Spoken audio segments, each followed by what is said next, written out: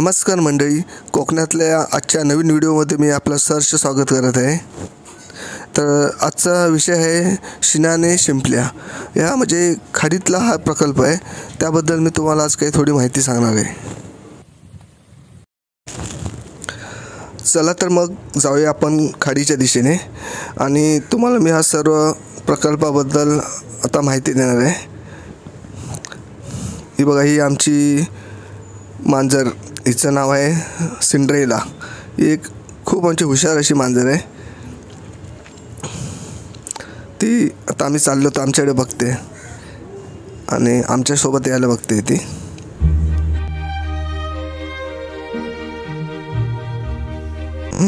हे बघा, आता आपण नदीकडे जाताना ही झाडावर बघा माकड बसले आणि त्याचं पिल्लू आहे। पिल्लू बघा किती गोजरवाणी दिसते बघा। आईची माय ही बघा कशी वेगळीच असते। ते मुलगा पण बघा, मी आता व्हिडिओ शूट करतोय पण माझ्याकडे बघताय आणि पण लाडात आले बघा। आई पण त्याला कशी एका हाताने आईने पकडून ठेवले आणि पुन्हा आईने उचलून आपल्या कुशीत घेतले आणि उडी मारून बघा बाजूच्या फांदीवर गेले। आणि हे पिल्लाचे पप्पा आहेत, वरच्या फांदीवर बसले आहेत आणि खाली मम्मी बसले आणि ते गोंडस बाळ बघा कसं आईसोबत लाडात येऊन बसलं आहे बघा आणि माझ्याकडे कसं पाहत आहे बघा। खूप हुशार पिल्लू आहे आणि त्याच्या मम्मीला पण माहिती आहे की माझ्यामुळे त्यांना काही भीती नाही आणि मम्मी पण एकदम आरामशीर बसली आहे बघा फांदीवर आणि पिल्लू कसं बघतं आहे बघा माझ्याकडे। खरं कोकणात आलं की हे आपल्याला असं एक नवीन असे प्राणी पक्षी बघायला मिळतात बघा। आईची माया कशी असते ती बघा, कसं पिल्लाला आपल्या कुशीत पकडलं आहे आणि तयारीत बसली आहे ती। पटकन समजा मी जवळ गेलो तर पटकन ते पिल्लाला उचलून ते दुसऱ्या फांदीवर जाईल आणि पिल्लाचे पप्पा वर बसले।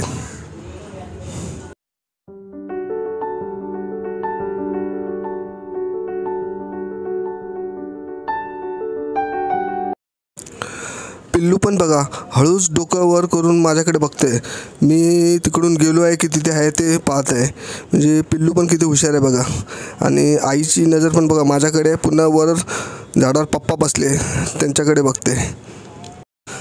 आपण जेव्हा कोकणात येतो तर आपल्याला असे वेगवेगळे प्रकारचे पक्षी प्राणी पाहायला मिळतात आणि प्राणी पाहण्यात जो आनंद असतो तो काय वेगळाच असतो। आता बघा, ही झाडावर बसलेली आहे मम्मी, ती पळण्याच्या तयारीत आहे कारण तिने वर बघितलं तर आपले मिस्टर पळालेत। आता ती पण पळण्याच्या तयारीत आहे आपल्या पिल्लाला घेऊन। आता ती पळण्याची वाट बघत आहे। आता इकडे तिकडे तिने नजर मारली मम्मीने। आता मम्मी डायरेक्ट जंप मारली मम्मीने आणि ती दुसऱ्या फांदीवर झाडाच्या उडी मारून ती पळून आपल्या पिल्लाला घेऊन गेली। आमच्या घरासमोर पारिजातकाचं झाड आहे। त्या पारिजातकावर बुलबुल पक्ष्यांनी घरटं बांधले होते आणि त्या घरट्यात अंडी घातली होती आणि त्या अंड्यातनं पिल्लं बाहेर आलं। आता ते बुलबुल पक्षी नर मादी ते आपल्या आता पिल्लू जे घरट्यातून बाहेर आलं त्याला उडायचं कसं ते शिकवत आहेत कारण ते दोघंही नरमादी बघा आपली पंख दोन्ही फडफडवत आहेत आणि मग त्या पिल्ला सांगतात की तू पण असे पंख फडफव आणि उडायला शिक। आणि ते पिल्लू पण बघा वरच्या फांदीवर बसले आणि नरमादी खाली आहेत बघा। तो पंख हलवून दाखवते बुलबुल आपल्या पिल्लाला की तू पण असे पंख उडव आणि आकाशात उडायला सुरुवात कर। म्हणजे बघा आईवडिलांची माया किती असते ती। आणि ते पक्षी होते ते आपल्या पिल्लाला ना जाऊन असे किडे आणायचे आणि ते त्या पिल्ल्याचं चोचीत भरत होते। म्हणजे दिवसभर या दोघांचं आईवडिलांचं हेच काम होतं की आपल्या पिल्ला जाऊन किडे शोधून आणायचे आणि त्या पिल्ल्याच्या तोंडात भरवायचे। म्हणजे बघा आईवडिलांसारखं दुसरं दैवत कुठेच नाही।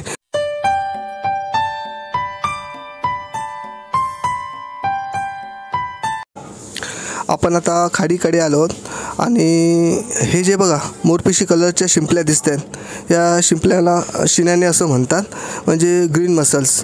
आणि हे जे तुम्ही आता बघा हे सापेर केलेले आपले GI पाईप आहेत आणि त्याच्या खाली हे ड्रम लावले। म्हणजे जे आपण आता शिन्यानेची जे प्रकल्प करणार आहे त्यासाठी हे असे आपल्या लोखंड पाईप असतात GIचे पाईप, ते असे बांधायचे आणि त्याच्या खाली ड्रम ठेवायचे। ड्रम का?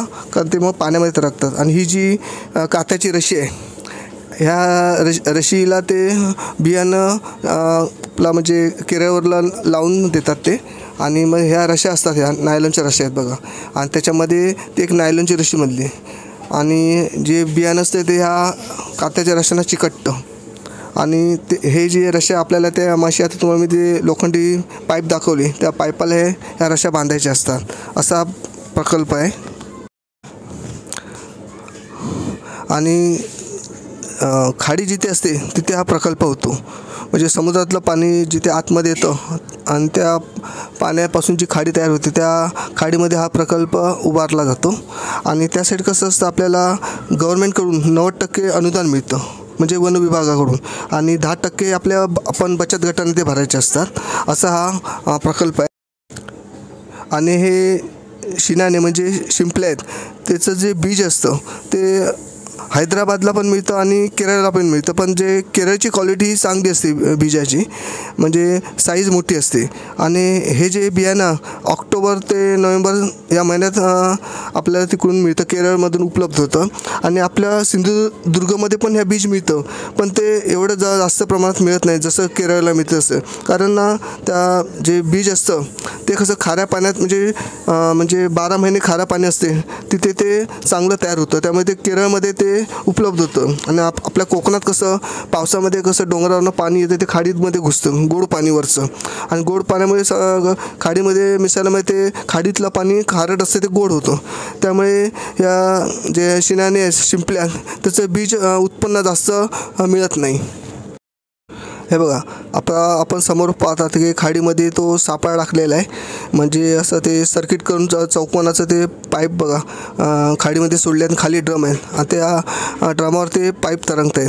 आणि मग काय करायचं, जी आपल्या बियाणं असते ते कात्याच्या रशीला ते लावून केरळमधून मिळतं. ते बियाणं जेव्हा म्हणजे त्या शिंपल्या जेव्हा बियाणं असतं ते जास्त असतं, कसं त्याची जी साईज आहे त्या किती जास्त असतं, 1.5 ते 2 सेंटीमीटरचे असतं बीज ते, त्या रशीला चिकटलेलं असतं. आणि मग ते आपण ऑक्टोबर किंवा नोव्हेंबरमधून ते केरळमधून आणायचं. आणि मग ते लोखंडाचे जे पाईप आहेत ते खाली ड्रम लावले, जसा तो सापळा केला आहे तसं करून ते खाडी असं हे बघा असं सोडून द्यायचं. आणि त्याला ते आपल्या कात्याच्या रशीला जे बीज असतं की आपण केरळवरनं आणलं ते त्या पाईपला बांधायचं आणि ते पाण्यामध्ये सोडून द्यायचं. आणि कसं मग 6 महिन्यानंतर ते जे शिनाने बीज असतं ते 6 महिन्याने मोठं होतात. मोठं म्हणजे त्यांची जी साईज असते ते 9 ते 10 सेंटीमीटर अशी होते, म्हणजे आपण ते विक्रीसाठी रेडी झालेलं असतं. मग त्या शिंपल्या असतात म्हणजे शिनाने, त्यामुळे ते आपल्या खाडीत जाऊन बोटीने जायचं आणि मग त्या माळा आहेत ज्या कात्याच्या रश्या बांधलेल्या असतात त्या काढायच्या. त्याची कात्याची जी रश्याची साईज असते ती साधारण किती 1 सेंटीमीटरची असते ती माळ. आणि त्या आपल्या जे पाईपाचं आपण जे रॅक केलं आहे त्याच्यात ते त्यामध्ये एका माळेमध्ये जवळजवळ म्हणजे त्या रॅकमध्ये 150 माळा आपण त्या पाईपला लावू शकतो. आणि जेव्हा ते 6 महिन्याने जे मोठे होतात त्या शिनाने, त्या एका माळेमध्ये ते किती 200 ते 250 नग तयार होतात, म्हणजे शिंपल्या होतात. एका त्या रशीला 200 ते 250 शिंपल्या अशा तयार होतात. मग ते आपण विक्रीसाठी काढू शकतो. आणखी हे जे बीज आहे ते आपण केरळवरनं तुम्ही मागवू शकता. आणि जेव्हा परिपक्व विकायला होतं तेव्हा 350 रुपये किलोने हे जे शिन्याने ते विकले जातात. आणि जर तुम्ही नुसता असा 1 नग घेतला तर 1 नग तुम्हाला 15 रुपयापर्यंत पडतो. ह्या ज्या शिन्याने आहेत त्यांना गोव्यामध्ये जास्त मागणी असते, कारण गोव्यात परदेशी नागरिक भरपूर येतात आणि ते कसं त्यांना मग जेवताना असं ह्या शिन्याने खूप आवडतात. आणि ते कसे सांगितलेली किंमत ती परदेशी लोक द्यायला तयार असतात. त्यामुळे जे हॉटेल व्यावसायिक आहेत त्यांना या शिन्यापासून भरपूर फायदा होतो. त्यामुळे ह्या शिन्यांना गोव्याच्या हॉटेल्समध्ये भरपूर मागणी आहे. आणि हा जेव्हा तुम्ही प्रकल्प करता तेव्हा तुम्हाला तुमच्याजवळ स्वतःची अशी होडी हवी, कारण कसं ते जो सापळा केलेला असतो शिन्यासाठी तो खाडीच्या मधोमध पाण्यात सोडावा लागतो. आणि मग कसं ते जेव्हा आपल्या त्याची ती देखभाल करायची असते त्यासाठी होडी लागते. मग होडीत बसून आपण त्या सापळ्याकडे आपण जाऊ शकतो. त्यामुळे जसा सापळा आवश्यक आहे तशी आपल्याला स्वतःची एक होडी पण असावी लागते.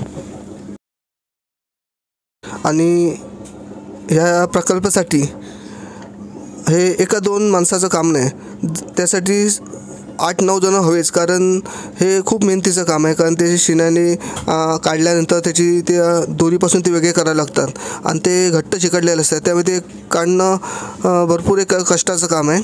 त्यासाठी कसं म्हणजे ह्या बचत गटाचीच आवश्यकता असते, कारण तो एकटा माणूस हा प्रकल्प असा करू शकत नाही. त्याला सर्वांना सोबत घेऊनच हे काम करावं लागतं. प्रकल्प हा आहे चांगला, पण त्यात मेहनत पण भरपूर आहे. पैसा पण भरपूर आहे, तसा मेहनत पण त्यासाठी भरपूर करावी लागते. असा प्रकल्प आहे.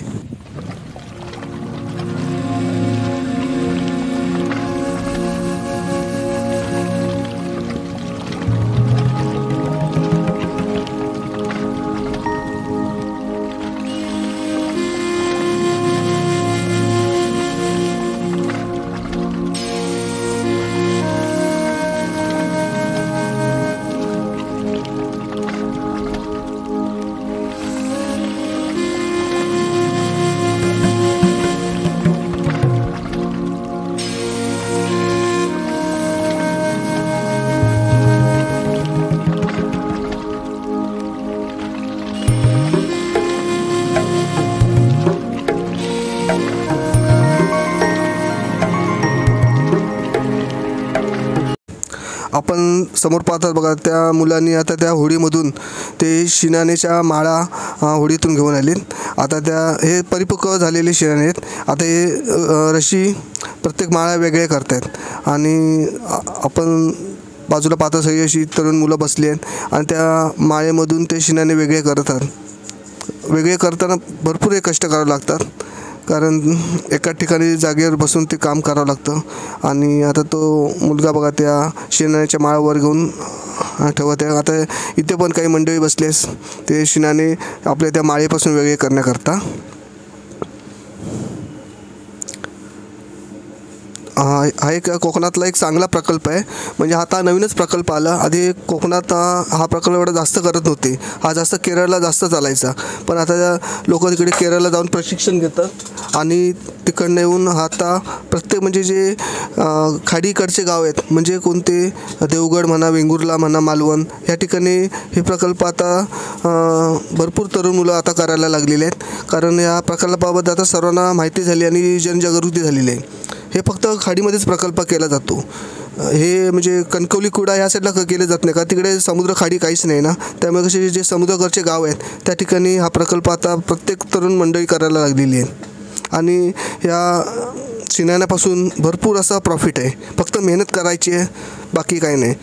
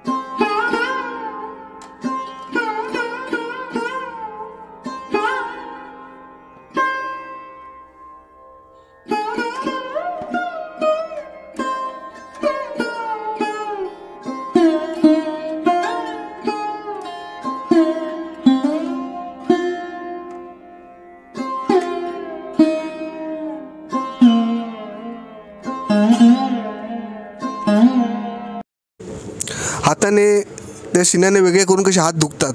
मग कसं हात दुखलं की कसे मग काय पायाने मग असं रशी असते त्याला जोरात पायाने मारायचं, मग ते शिन्याने त्या रशीपासून वेगळे होतात. आणि त्यासाठी पायात असे रबराचे बूट घालायचे, कारण कसं ह्याला धार असते शिन्याने, म्हणजे ब्लेडपेक्षा धार असते, त्यामुळे आपला पाय कापू शकतो. त्यामुळे असे रबराचे बूट घालून ते रशीपासून शिन्याने वेगळे करायचे. कारण मग अशीच तुम्हाला बोललो भरपूर एक कष्टाचं काम आहे, वाटतं तेवढं सोपं काम नाही, मेहनत आहे. पण मेहनत केली तर त्याचा तुम्हाला नक्कीच फायदा मिळणार. बघा आता हे बचत गटातली सर्व मुलं एकत्र बसली आहेत आणि त्या भर उन्हामध्ये बघा, आम्ही हा कडक ऊन आहे त्या उन्हामध्ये पण ही अशी तरुण मुलं बघा काम करत आहेत. कारण असं कोकणात जर प्रत्येकाने असे उद्योग केले तर भरपूर एक रोजगाराची संधी मिळेल.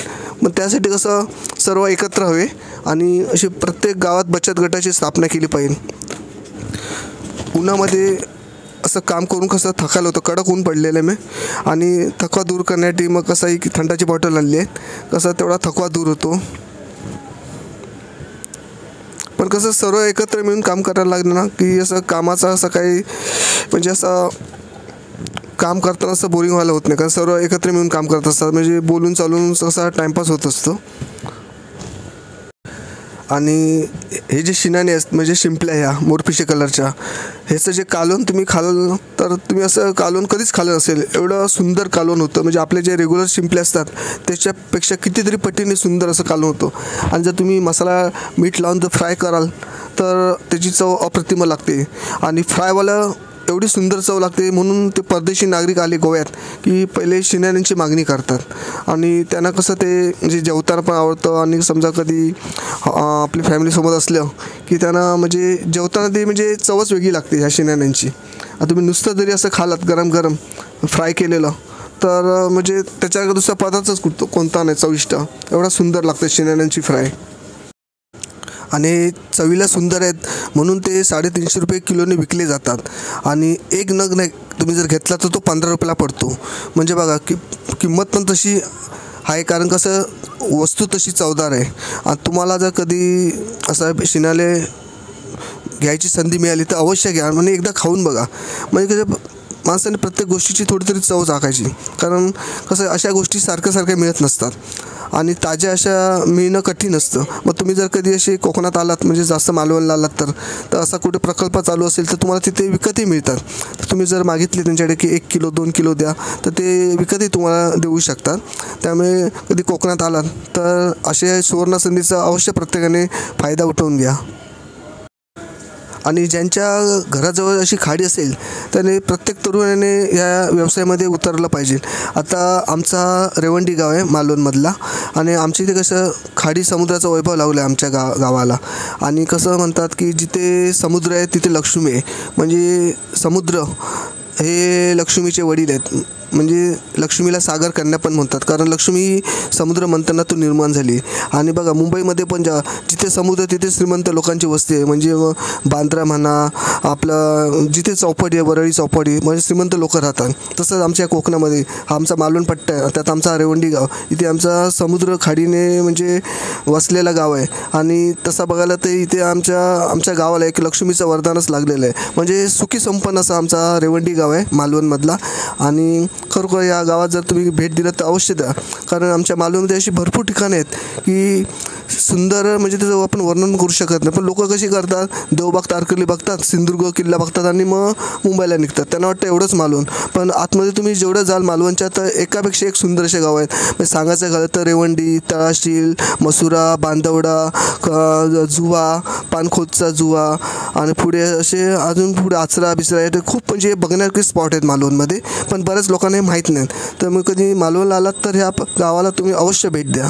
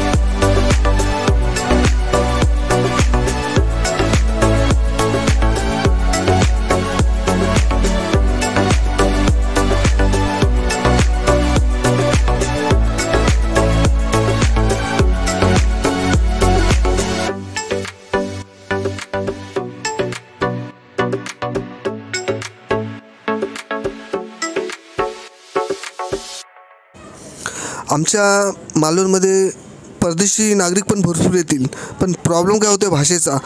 जसं मग आमच्या लोकांनी त्यांना विचारलं तुका जोक काय व्हाया, पण कसं त्या लोकांना आमची भाषा कळणार नाही आणि आमच्या लोकांना त्यांची भाषा कळणार नाही. हा प्रॉब्लेम होत असल्यामुळे कसं परदेशी नागरिक इकडे यायला कमी आहेत. आणि जर त्यांना भाषेचा प्रॉब्लेम जर सुटला तर गोव्यापेक्षा नक्कीच सर्व लोक परदेशी नागरिक ही सगळं मालवणला येतील.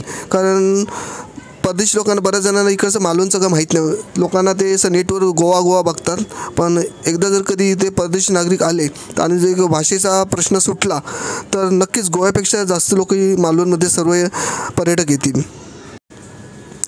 ह्या शिंपल्या प्रत्येकाने काळजीपूर्वक बघून घ्या.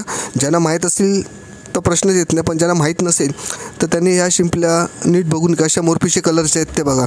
आणि मालवणच्या मार्केटला पण कधी कधी मिळतात विकत, मच्छी मार्केटला. तर ज्या तुम्हाला दिसल्या तर अवश्य घ्या. आणि बनवायची काय पद्धत अशी वेगळी, जसे आपले शिंपले आपण जे नॉर्मल शिंपल्या बनवतो तशीच रेसिपी करायची, वेगळं त्याच्यात काही नाही. आणि जे फ्राय करताना आपण चिकन कसं फ्राय करतो तसा मीठ मसाला हळद लावून चांगल्या प्रकारे हे फ्राय करता येतात. आणि अवश्य एकदा भेटलं तर नक्की घ्या तुम्ही.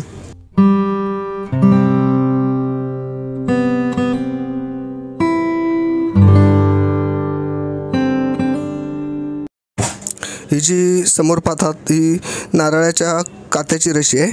आणि कात्याचीच रशी हे बीज म्हणजे अडकवण्यासाठी उपयोगाला पडते. आणि ही रशीची लांबी आहे 1 मीटर असते. आणि 1 मीटरपेक्षा जास्त घेता येत नाही. 1 मीटर लांबीची कात्याची रशी घ्यावी लागते.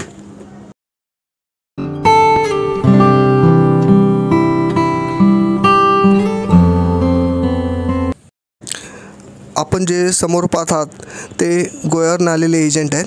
ते बघा ते वजन काटा आहे. त्या वजन काटात ते गोणीमध्ये ते शिण्याने भरतात आणि ते किती वजनाचे आहेत त्याचं माप करतात. आणि जेवढ्या किलोच्या ते शिण्याने असतील त्याप्रमाणे ते आपल्याला पैसा देतात. ते आता स्वतः गोव्यावरून आलेले आहेत एजंट. ते आता ते क्रेनमधून ते शिण्याने घेत आहेत आणि गोणीत भरत आहेत.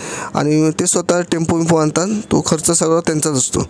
आणि मग हे आता एजंट हे आता टेम्पोत भरून गोव्याला घेऊन जाणार.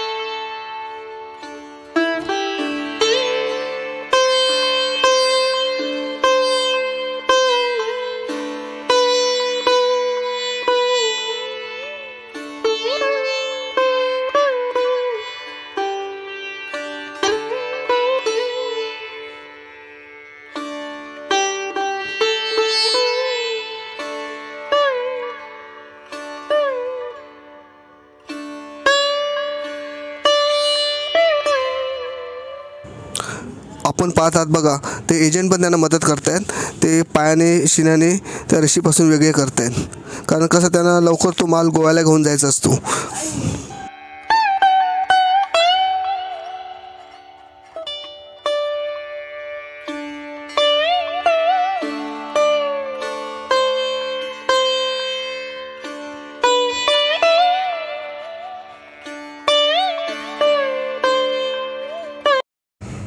आपण पाहत आहात त्या माळेमध्ये, एका माळेमध्ये 200 ते 250 शिण्याने एकदम सहजरित्या राहतात. आता ते होडीतून घेऊन पुन्हा आता किनाऱ्याला घेऊन येते, म्हणजे त्या सापळ्यातून त्यांनी ते रश्या काढल्या आणि आता त्या रश्या घेऊन ते पुन्हा किनाऱ्याला ते शिण्याने घेऊन येतात. म्हणजे बघा किती मेहनत करावी लागते बघा, आणि कडाक्याचं ऊन पडलेलं आहे.